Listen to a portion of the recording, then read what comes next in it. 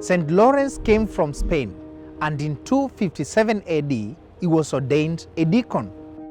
I diaconi si occupavano delle necessità materiali della comunità, amministravano i beni, custodivano gli oggetti liturgici, aiutavano i poveri. They were presided over by an archdeacon, who was Pope's principal collaborator. This was the office that St. Lawrence held.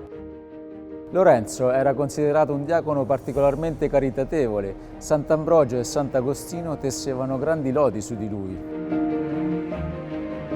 During the persecution of Emperor Valerian in the year 258 AD, the Pope, St. Sixtus II, was arrested. Lawrence went to comfort him, saying, "Father, where are you going without your son? Where are you hurrying, O Holy Bishop?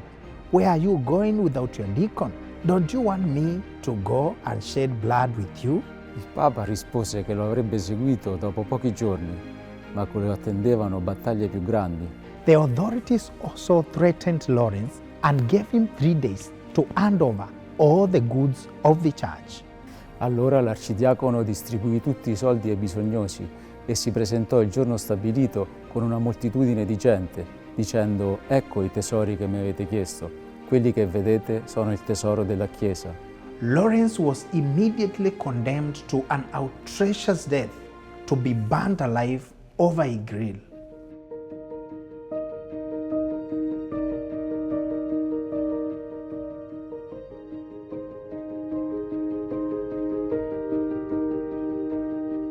Una matrona romana si occupò della sua sepoltura dove siamo adesso, in una proprietà nel Campo Verano, accanto alla via Tiburtina.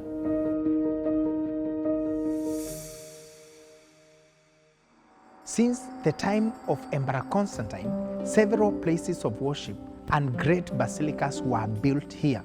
The first, from the 4th century, was decorated with rich columns of marble. Un nuovo edificio fu costruito sotto Papa Pelagio II, che qui vediamo raffigurato mentre consegna la chiesa che fu dedicata nel 580.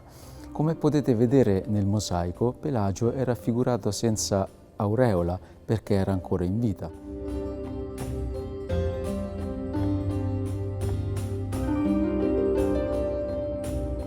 Nel XIII secolo la basilica fu ampliata.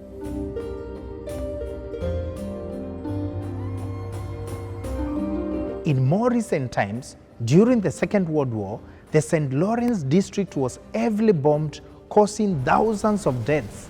The basilica was practically destroyed on 19th of July 1943.